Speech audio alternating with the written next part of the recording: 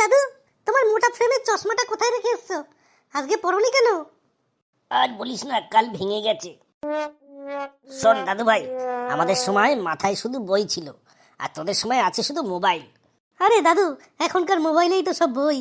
তোমার ওই মোটা চশমা দিয়ে পড়তে পড়তে চোখ গেল, আর আমরা তো স্ক্রিনেই সব দেখি।